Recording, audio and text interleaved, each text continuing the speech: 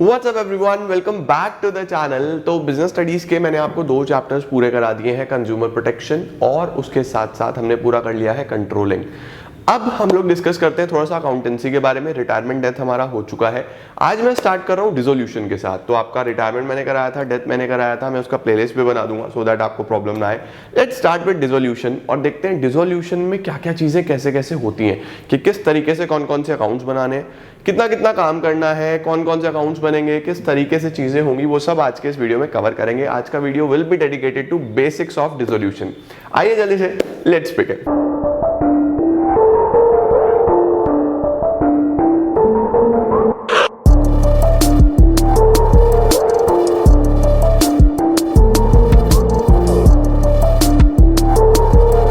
चलिए जी, मेरे साथ साथ हेडिंग डालेंगे, डिसोल्यूशन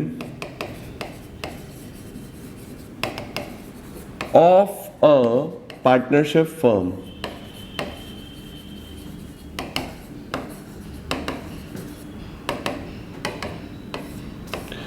इस चैप्टर के नाम से ही, जहां से चैप्टर शुरू होता है वहीं से ही इंपॉर्टेंस शुरू हो जाती है। जैसे क्या लिखा है, डिसोल्यूशन ऑफ पार्टनरशिप फर्म। तो यहां से आपको पहला टॉपिक जो आता है वो यहां डिसोल्यूशन शब्द से आता है। 2 प्रकार का डिसोल्यूशन हो सकता है, dissolution of partnership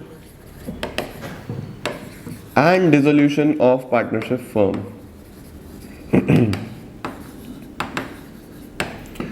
What actually is dissolution? देखो, डिसोल्यूशन का मतलब है चीजें डिसॉल्व होना, चीजें क्लोज डाउन होना, बिजनेस का बंद होना। ठीक है, डिसोल्यूशन का मतलब यही होता है कि फर्म डिसॉल्व हो रही है, फर्म बंद हो रही है, बिजनेस बंद हो रहा है, या कुछ भी, मतलब डिसोल्यूशन मींस डिसॉल्व होना, राइट। अब यहां पे डिसोल्यूशन से 2 कॉन्सेप्ट निकल के आते हैं। सबसे पहला कॉन्सेप्ट डिसोल्यूशन ऑफ पार्टनरशिप, दूसरा डिसोल्यूशन ऑफ पार्टनरशिप फर्म। तो आपको याद रखना है, हम लोग ये पढ़ रहे हैं डिसोल्यूशन ऑफ पार्टनरशिप फर्म, यानी कि फर्म ही बंद हो रही है, आगे कोई भी बिजनेस नहीं चलेगा इस फर्म के द्वारा, फर्म बिल्कुल बंद हो रही है। डिसोल्यूशन ऑफ पार्टनरशिप अगर लिखा हो तो पार्टनरशिप का मतलब होता है dissolution of agreement. Sir agreement means, agreement का मतलब है कि जो भी पार्टनर्स के पास पुराना एग्रीमेंट था, पार्टनरशिप डीड था, वो बंद हो गया है, नया एग्रीमेंट बनेगा, है ना। अब वो किसी भी तरीके से हो सकता है टर्म्स एंड कंडीशंस चेंज हो रही हो सकता है कुछ और नए पार्टनर्स आ रहे हो, मतलब पुराना वाला एग्रीमेंट खत्म होता है, नया वाला एग्रीमेंट बनता है, उसको हम बोलते हैं डिसोल्यूशन ऑफ पार्टनरशिप। ठीक है, हमें क्या पढ़ना है, डिसोल्यूशन ऑफ पार्टनरशिप फर्म। समझ गए, फर्म में फर्म ही बंद हो रही है। अब अगर फर्म बंद हो रही है सर, तो फर्म बंद होगी तो बुक्स ऑफ अकाउंट्स कौन कौन सी बनेंगी, बुक्स ऑफ अकाउंट्स इंक्लूड्स, ये नोट्स बना के चलना अपनी अपनी कॉपीज में। सबसे पहला और सबसे इंपॉर्टेंट, आपके एग्जाम में भी यही आएगा, रियलाइजेशन अकाउंट। बेटा जी याद रखना है, this is realisation not revaluation. बहुत सारे बच्चे कंफ्यूज होते हैं, रीवैल्यूएशन, ना ना ना ना ना, रीवैल्यूएशन नहीं, रियलाइजेशन क्या है अभी इसके बारे में पढ़ेंगे। रियलाइजेशन अकाउंट आपको बनाना आना चाहिए।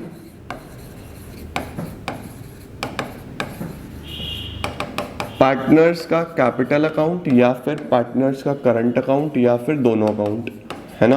ये तो आपने पहले भी सीखे हैं, आपने फंडामेंटल्स में ही बनाए हैं वही चीजें दोबारा से। नंबर 3, पार्टनर्स के लोन अकाउंट। लोन अकाउंट तब इफ नेसेसरी, लोन अकाउंट तब बनेगा अगर नेसेसरी होगा। सर नेसेसरी कब होगा, नेसेसरी तब होगा अगर फर्म ने लोन लिया है और वो पार्टनर से लिया है। ठीक है, तो आपको याद रखना है कि लोन अकाउंट कब बनेगा, बेसिकली अगर फर्म ने लोन लिया है, यानी आपको लोन जो है वो लायबिलिटी में दिखाई दे रहा है और वो पार्टनर से लिया है। अगर बैंक से लिया है तो फिर उसका कोई अकाउंट नहीं बनाओगे आप, बैंक लोन अकाउंट नहीं है। कौन सा लोन अकाउंट है, पार्टनर का लोन अकाउंट, यानी जो पार्टनर है उसने ही फर्म को लोन दिया हुआ है, फर्म ने लोन लिया है पार्टनर से। ओके, लास्ट क्या होता है सर, बैलेंस शीट। जी नहीं, इसमें बैलेंस शीट नहीं बनता, इसमें बनता है बैंक या फिर cash account. Sir balance sheet क्यों नहीं बनता, बैलेंस शीट तो हम हमेशा बनाते आए। बैलेंस शीट इसलिए नहीं बनता बेटा जी क्योंकि बैलेंस शीट तो तब बनेगा ना जब फर्म चल रही होगी। भाई जब फर्म ही बंद हो गई तो बैलेंस शीट का क्या काम है? बैलेंस शीट तो खत्म। सर बैलेंस शीट खत्म? हाँ जी बैलेंस शीट खत्म। सर बैलेंस शीट में आता क्या क्या है? पहले तो इसका स्क्रीनशॉट ले लो, नोट डाउन कर लो, ठीक है। अब सर बैलेंस शीट में क्या क्या होता था? देखो फर्म बंद हो रही है, हमारी बैलेंस शीट में क्या क्या होता था? हमारी ये अगर बैलेंस शीट है तो हमारे पास इधर लाइबिलिटीज, अमाउंट, एसेट्स, अमाउंट, ठीक है। एसेट्स में मैं नॉन करंट से शुरू करता हूं कि land and building, plant and machinery, furniture, ठीक है। उसके बाद गुडविल, इसको स्टार मार्क करेंगे, गुडविल। उसके बाद आपका bank balance, debtor, BR, stock, ये आपके एसेट्स हैं लेट्स सपोज, ठीक है। इन सब का जो भी वैल्यू है वो यहाँ आ जाएगा, ठीक है। एक और ले लो, एडवर्टीजमेंट सस्पेंस, ठीक है। Advertisement suspense fictitious asset, advertisement suspense एक फिक्टिशियस एसेट है, हमेशा से राइट ऑफ करते आए उसको, है ना। इधर क्या क्या लोगे आप? अच्छा डेटर में भी एक इंपॉर्टेंट पॉइंट आता है, डेटर लेस प्रोविजन।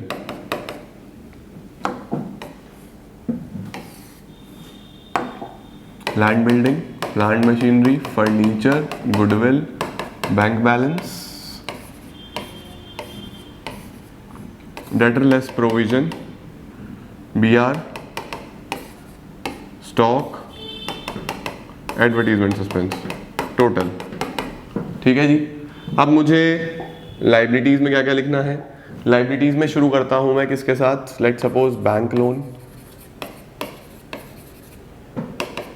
फिर पार्टनर्स का लोन, फॉर एग्जांपल एक्स एक पार्टनर है, एक्स का लोन, फिर एक्स की वाइफ का लोन, उसके बाद क्रेडिटर, उसके बाद बीपी, उसके बाद कैपिटल, एक्स वाई जी, इन तीनों की कैपिटल। ऐसा आपके पास बैलेंस शीट है, ठीक है। ये फर्म था, चल रहा था, अब ये फर्म बंद हो रहा है बेटा। अगर फर्म बंद हो रहा है तो उसकी हम क्या क्या बुक्स बनाएंगे, कैसी बुक्स बनाएंगे? मैंने आपको बताया सबसे पहला अकाउंट और सबसे इंपॉर्टेंट अकाउंट जो होता है वो होता है रियलाइजेशन अकाउंट। सर रियलाइजेशन का मतलब क्या है? देखो रियलाइजेशन का बहुत सिंपल सा मतलब है कि अगर फर्म बंद हो रही है तो सबसे पहले जो फर्म के कर्जे हैं, ये जो लाइबिलिटीज हैं, ये जितनी भी लाइबिलिटी दिख रही है, बैंक का लोन है, एक्स का लोन है, एक्स का लोन है, क्रेडिटर है, बीपी है, ये सारे कर्जे चुकाने पड़ेंगे क्योंकि फर्म तो बंद हो रही है। कर्जे चुकाओ। सर कर्जे कैसे चुकाएंगे? बेटा ये इतने सारे एसेट्स हैं, ये घर तो नहीं लेके जाओगे, इसको बेचना पड़ेगा। इन एसेट्स को बेचो, तो इस एसेट्स को बेचेंगे तो पैसा रियलाइज होगा, रियलाइज होगा तो कर्जे चुकाए जाएंगे। तो सबसे पहले तो कर्जे चुकाए जाते हैं प्रॉफिट्स में से, प्रॉफिट्स के बाद चुकाए जाते हैं कैपिटल में से अगर जरूरत पड़ जाए तो। अगर तब भी नहीं हो तो फिर पार्टनर घर से पैसा लेके आएगा। कर्जा चुकाना तो पड़ेगा, आपको कर्जा चुकाना ही चुकाना है। इसका मतलब ये थोड़ा ना फर्म बंद है तो कर्जे नहीं चुकाए जाएंगे, पेमेंट्स होंगी, हर सिचुएशन में होंगी। अब ये सारा काम दिखाने के लिए एक अकाउंट बनता है, जिस अकाउंट का नाम क्या है? क्या है? क्या है? क्या है? Realisation account. अगर आपको ये अकाउंट बनाना आ गया तो समझ लेना कि आपको पूरा चैप्टर आ गया। इसीलिए मैं एक क्लास हमेशा बेसिक्स की रखता हूँ डिसोल्यूशन में, क्योंकि आज जिसने समझ लिया उसको चैप्टर में कोई दिक्कत नहीं आने वाली, ये मेरा एश्योरेंस है। उसको समझना बड़े ध्यान से। मैंने अकाउंट का नाम रखा रियलाइजेशन अकाउंट। बेटा फर्स्ट स्टेप क्या है? सबसे पहला step ladies and gentleman, boys and girls, भाइयों बहनों, सबसे पहला स्टेप क्या है कि आपको ये जितने भी एसेट्स और लाइबिलिटीज हैं, जितने भी एसेट्स और लाइबिलिटीज हैं, इन सभी को इसमें ब्रॉट डाउन करना है, इनका वैल्यू यहां पे ब्रॉट डाउन करना है, ठीक है। कौन से एसेट्स और लाइबिलिटीज का? जिसका वैल्यू कैश में कन्वर्ट होता है, ठीक है, सिर्फ वही। एक चीज और ले लो यहाँ पे, आप कुछ रिजर्व्स भी ले लो, जैसे सपोज वर्कमैन कंपनसेशन रिजर्व ले लो यहाँ पे, ओके, और जनरल रिजर्व या जितने भी रिजर्व्स हैं वो सब भी मैंने यहाँ पे ले लिए। अब देखो शुरुआत करो आप लोग एसेट साइड से।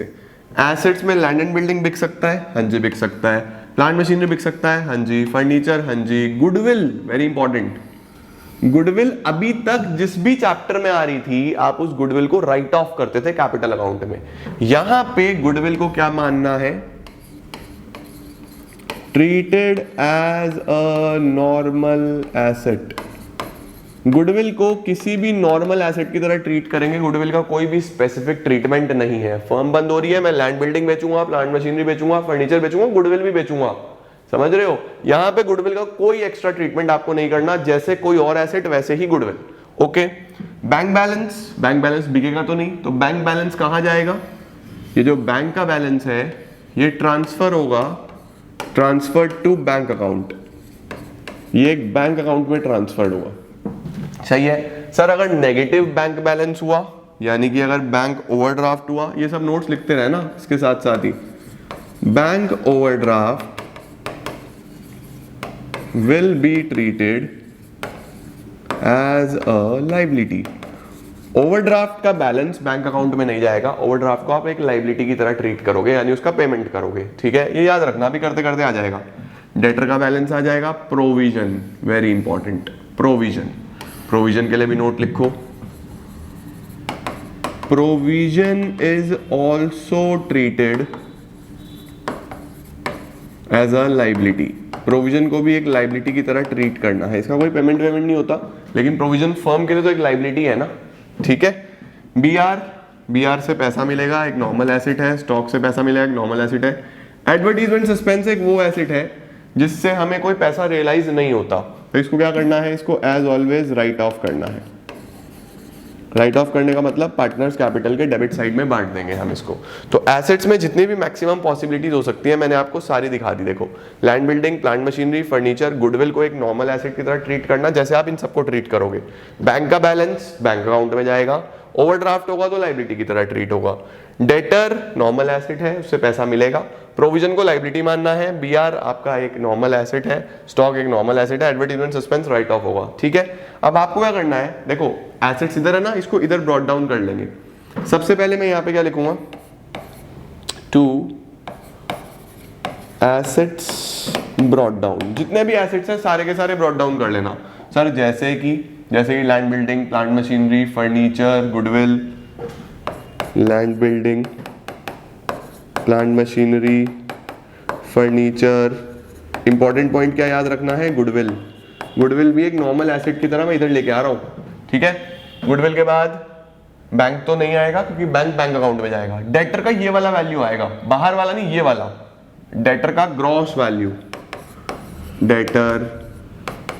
डेटर इधर आ गया। जो प्रोविजन है बेटा वो एक लाइबिलिटी की तरह ट्रीट होगा। तो देखो अब एसेट्स इधर से इधर आ रहे हैं तो लाइबिलिटी इधर से इधर, सिर्फ आपको ब्रॉट डाउन करना है, सेम टू सेम वैल्यू लिखनी है। इधर क्या आ जाएगा, बाय लाइबिलिटीज ब्रॉट डाउन। सबसे पहला लाइबिलिटी मुझे प्रोविजन मिल गया, प्रोविजन फॉर डाउटफुल डेट्स। ठीक है, अच्छा जी, ये सब एसेट्स आ रहे हैं अभी तक। चलो बीआर स्टॉक, बीआर और स्टॉक, बीआर और स्टॉक, सारे के सारे एसेट्स आप यहां ले आए, आपके एसेट्स आ गए। ठीक है जी, अब लाइबिलिटीज पे चलते हैं, लाइबिलिटी को समझने की कोशिश करते हैं। सबसे पहले बैंक का लोन, एक नॉर्मल लाइबिलिटी आपको चुकानी है, इसको आप यहीं पे ले आओगे, बैंक का लोन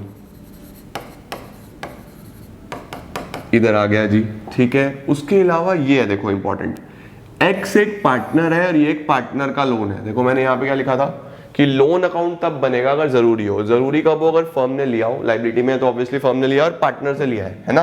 तो इसका ये जो बैलेंस है ये पार्टनर का लोन है, तो this will be transferred to partners loan account. पहला इंपॉर्टेंट पॉइंट, कहाँ ट्रांसफर होगा, पार्टनर्स के लोन अकाउंट में। अब एक्स की वाइफ का लोन, वो तो पार्टनर नहीं है ना, उसकी वाइफ है, फर्म ने उसकी वाइफ से लोन लिया हुआ है, ये एक नॉर्मल लाइबिलिटी है, इसको इधर लिखेंगे एक्स की वाइफ का loan.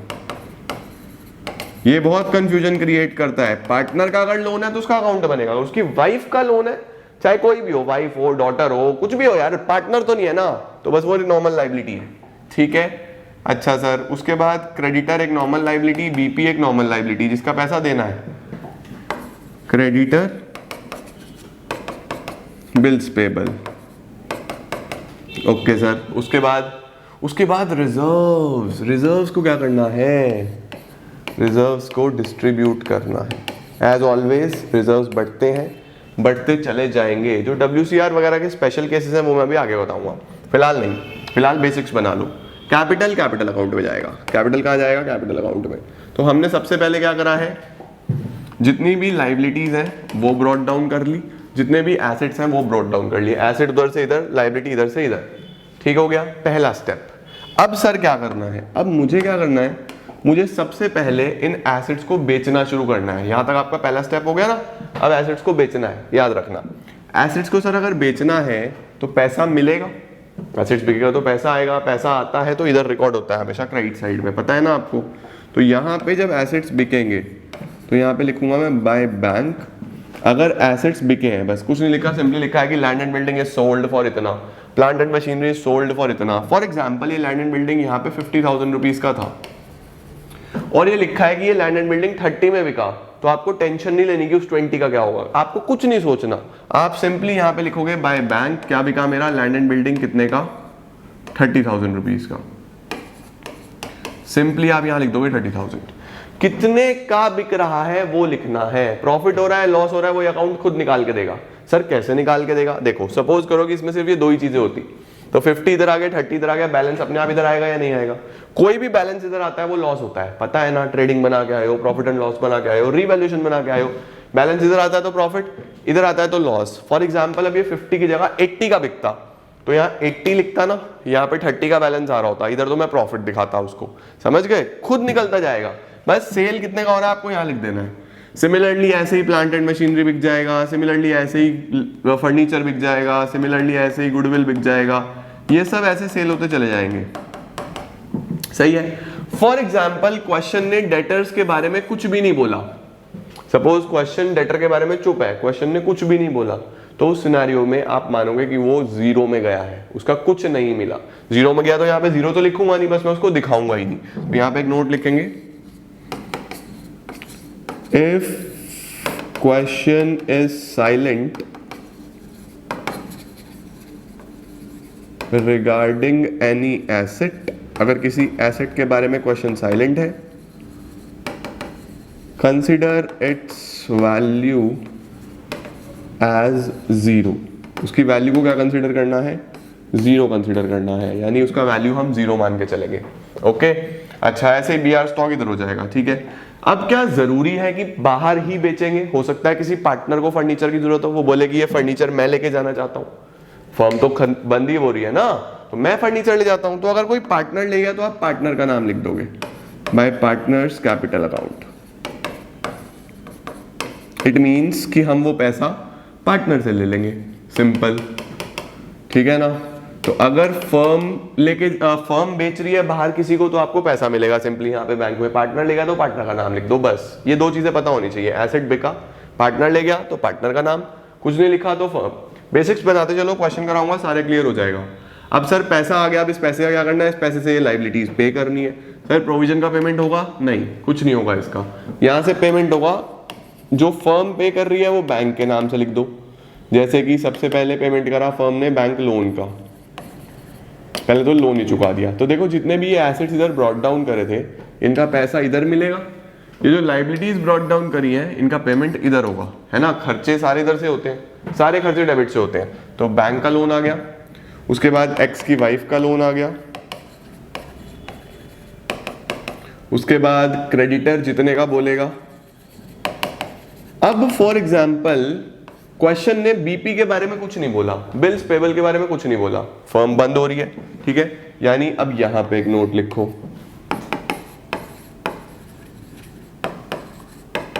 If question is silent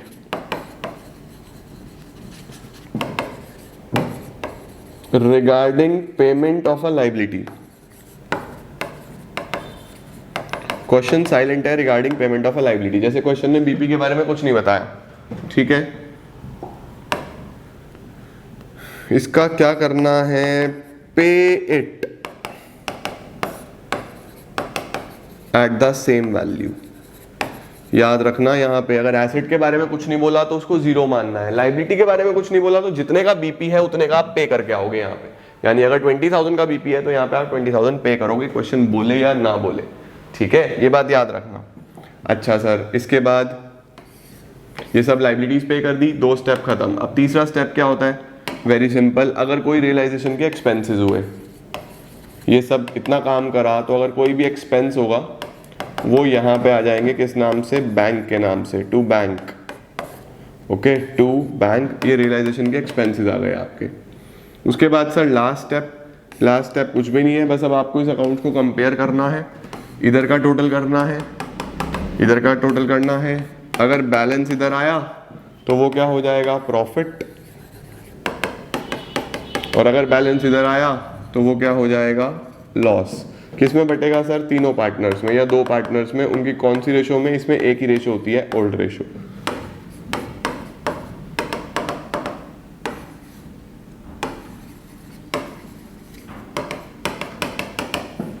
तो इस तरीके से हमारा रियलाइजेशन अकाउंट बनता है। 3 स्टेप्स में बन रहा है। सबसे पहले तो बैलेंसेस ले आओ, फिर ये वाले एसेट्स इधर बेच लो, ठीक है। अगर फर्म के पास पैसा आया तो बैंक के नाम से, पार्टनर से आएगा तो पार्टनर के नाम से। सिमिलरली लाइबिलिटीज का पेमेंट करना है। लाइबिलिटीज अगर पे करी है फर्म ने, फॉर एग्जांपल फर्म ने पे करी है तो टू बैंक। सर क्या ऐसा भी हो सकता है कोई लाइबिलिटी पार्टनर पे कर दे अपने रिसोर्सेज से? यस, वो भी हो सकता है। अगर पार्टनर ने पे करा है तो यहाँ पार्टनर का नाम लिख देना।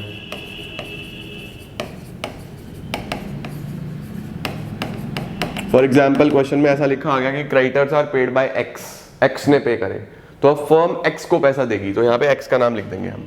नॉर्मली तो बैंक लिख ही रहे हैं, तो 2 ही सिचुएशन है। अगर फर्म के पास पैसा आया तो बैंक, फर्म के पास से पैसा गया तो भी बैंक, पार्टनर के पास आ गया, पार्टनर से लेना है तो पार्टनर का नाम लिख दो, पार्टनर को देना है तो भी पार्टनर का नाम लिख दो, ठीक है। उसके बाद बस रियलाइजेशन के अगर कुछ एक्सपेंसेस हैं तो वो इधर, फिर प्रॉफिट या लॉस निकाल दो। ये मेजर अकाउंट है। अगर आपको ये बनाना आ गया तो समझो आपको सब कुछ आ गया, तो रियलाइजेशन अकाउंट हो गया बेटा। इसके बाद हम लोग को पार्टनर कैपिटल और करंट अकाउंट तो पहले भी हमने सीखा ही हुआ है, उसमें ऐसा कुछ खास नहीं है। रियलाइजेशन अकाउंट मुझे आपको सिखाना था, उसका बेसिक मैंने कराया। पार्टनर लोन अकाउंट की भी अभी जरूरत नहीं है, बैंक कैश बड़ा क्वेश्चन लास्ट में देखेंगे। मेजर रियलाइजेशन अकाउंट आना चाहिए। 5 नंबर का सवाल इसका सैंपल पेपर में भी आया हुआ है, और 5 में से ये मान के चलना कि 3 साढ़े 3 नंबर का रियलाइजेशन अकाउंट होगा सिर्फ। तो ये आपको बहुत अच्छे से करके चलना है। बाकी तो पार्टनर कैपिटल करंट में तो ऐसी कोई प्रॉब्लम है ही नहीं, वो हम फटाफट से कर लेंगे क्विकली। बट उम्मीद कर रहा हूँ कि आपने आज ये सारे बेसिक्स अच्छे से बनाए होंगे। जिन्होंने भी बनाए हैं और सीरीज को एंजॉय कर रहे हैं, बिजनेस स्टडीज अकाउंटेंसी साथ साथ करके चल रहे हैं, मुझे इंस्टाग्राम पे मेंशन जरूर करना अपनी इमेजेस की नोट्स के साथ, सो दैट पता रहे कि हाँ पढ़ाई कर रहे हो। तो ये हमारा रियलाइजेशन अकाउंट हो गया, ये हमारा बेसिक्स हो गए। मैंने आपको आज इस चैप्टर के बेसिक्स कराए हैं। इसके बाद मैं आपको क्वेश्चंस की तरफ लेके चलूंगा 1-on-1, सो दैट हमें क्लैरिटी मिलती रहे। तो आज के लिए इतना ही। नेक्स्ट क्लास में हम लोग कुछ और चीजें देखते हैं, इकोनॉमिक्स भी शुरू करते हैं साथ साथ, ताकि अकाउंट्स, बीएसटी, इकोनॉमिक्स तीनों चीजें साथ साथ चलती रहे। होपफुली आप लोग साथ साथ पढ़ाई कर रहे होंगे और आप सब कुछ कवर करके चल रहे होंगे। I am gonna see you all super soon. Thank you so much.